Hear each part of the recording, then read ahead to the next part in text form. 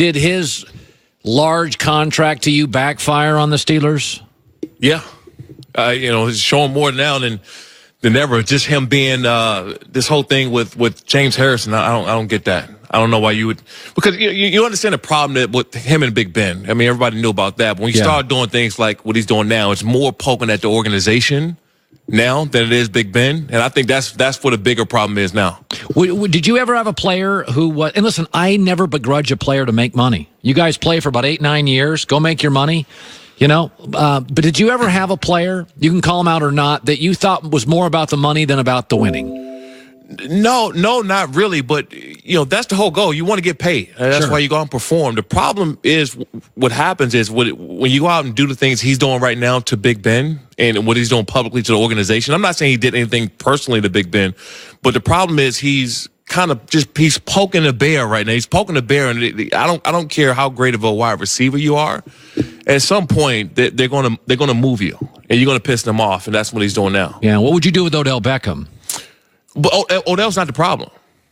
I don't think Odell's the problem with the Giants. He should be on the team where he can go out and get somebody to throw him the football. That's the problem there. Yeah. So if he's moved, it's not a Odell Beckham problem. If Antonio Brown is moved, it's an Antonio Brown problem. That's fair. Yeah. I want to talk to you about this whole, I'm like, listen, I understand young coaches, blah, blah, blah. But Sean McVay has never won a playoff game. Sean Payton's won a lot of them. Mike McCarthy's won Super Bowls. I got nothing against these young coaches. When you're in a locker room, young coach, old coach, does it matter? Does it matter to you? It doesn't matter now because we're seeing what Sean McVay and some of these other great young coaches are doing. Mike McCarthy's case, he might, talking about the Jets, I think he might be that better fit being with the Jets. I think he had more control over Aaron Rodgers when Aaron Rodgers was young. Yes. He got and that's when they had their most success. That's when they had the most success. They got a young Sam Darnold there that I think he'll have some success with. I don't think Mike McCarthy is old at all to be in the coaching. Andy Reid's a number one seed in the East. He's 60. Right. We bum rushed him out of Philadelphia. Andy Reid rebuilt the Chiefs. Yeah. No, it's interesting. So your thing is McCarthy was great when Aaron was young. As Aaron grew in stature, almost like a LeBron, Aaron's a little tougher to coach. Maybe McCarthy is, maybe I think he actually fits for Sam Darnold. Yeah, no question. I think that'll be a great move. I don't know why the Jets wouldn't make that decision. Mike McCarthy had success when Aaron was listening, when he wasn't calling his own plays, when he wasn't changing the plays, and he didn't have as much control. You can have a lot of control over a younger player that you still trying to mold. And Sam Darnold is, he's that guy. He can be on that level with the right direction. You're a former Charger great. I think the most captivating playoff game this weekend. Now, I think Russell Wilson, Dak is going to get the big ratings. But the Chargers will face Lamar Jackson again. Now, I don't know if it's sustainable. I know I've been told this. When you bring something new into the NFL, you got to give an off season for the coaches to dissect the film. Let's say you were a Charger and you were playing Lamar Jackson. First of all, do you like him, and how would you stop this thing? I was at that game when they played him here, and I even underestimated him. Not just him as a quarterback, his speed and what he's able to do out there. He had one play where he kind of rolled out and he continued onto the sideline and he jumped over the bench on the sideline. He didn't break stride. And I was on the field seeing it for the first time.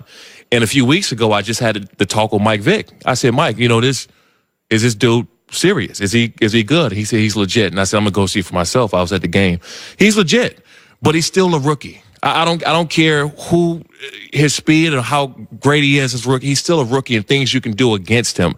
The thing is, going into this game, he can be very one-dimensional. Yes. If I'm playing him, I spy him from play one. You just have a guy on him the whole game. You can have a guy. You can't put a D lineman on him because they're not fast enough. You have to keep a linebacker there to spy him and make sure he stays in the pocket. And as a pass rusher, you stay in your pass rush lanes. Period. You do that and you force him to throw the ball down the field, you have a great shot at winning the game. Yeah, I think right now he's a very good quarterback in a tie game or a lead. I think if he trails late and I can drop 8 into coverage, and I always felt this with Tebow. Yeah. Tebow could play with a defense and a lead, but if you knew Tebow had to throw, he's not an elite thrower. Right. Now, this kid's better than Tebow. But I do think the key when you play Baltimore is get ahead, force Lamar to do things on your terms. Because when he's doing things on his terms, it's a weird offense, and you can't even duplicate that at practice. And he has an arm. He had one shot. We threw the ball to the end zone. He's a rookie, and he's not accurate yet. So I would force him to be accurate. I think he will be, in a year, 2 years, 3 years down the line. But right now, because of the sake of what's on the line, if he beats me by throwing deep balls down the field, he's accurate. I can almost live with that. I can't live going into this game. You lose, and you let him run the ball. The things he's great at. If you let him do that, then I couldn't deal with losing. By the way, Mike Tomlin and Pete Carroll have a reputation. Pro player, little looser. Players can talk. Belichick, a little more, conservative. Go back to your career. Did you like to be coached? Did you like a quiet locker room? Would you have been better with Belichick or Tomlin? Because it does look like the Steelers have sort of unraveled. Yeah. They had ping pong tables and pool tables and shuffleboard tables. And, give me your 8 years in the league. What worked for you in terms of disciplinary action and sort of tempo and personality by a coach? Yeah, well, I played for two different style coach. I played for Marty Schottenheimer. He is no bull. He was no joke. He was very strict and, aggressive. We had hard practices, and he just didn't take anything from anybody. And, Norv Turner came in, and he was a little bit more much a laid back, which he's also, Marty Schottenheimer, defensive-minded coach, Norv Turner, offensive-minded coach. So the practices and the way we approach things were different. By the way, the Marty system worked. The Norv system didn't. But did you like Norv initially because he was more chill? No, I like Norv as a coach. But if the offense were doing well during practices, it was a great practice. If the defense was doing well, horrible. We got to start it over, or start the start. And that was just the mentality, and I also think that's the mentality that's going on there with Mike Tomlin. I think that it got so out of line. Now you have so many different personalities to check. You have so many different people because you didn't stop it over here with this one. Well, who's the biggest personality you ever played with? Because LaDainian Tomlinson wasn't a personality. No, Philip probably said, but not in a bad way. But he was. And who in Buffalo was the big guy? We all played with Fitzpatrick. Yeah, but he had Stevie Johnson. Oh, no, Stevie Johnson was probably the biggest personality guy we had. And it didn't hurt the locker room? No. He's just big. No, but you had one or two guys. You don't have five. Pittsburgh's got all sorts of noise. Pittsburgh has five. Yeah. Good seeing you, bud. Good seeing you, too. Coming up, I'm handing out my regular season NFL awards, including one award I'm sure nobody wants to win. That's next. Best for last. It's The Herd.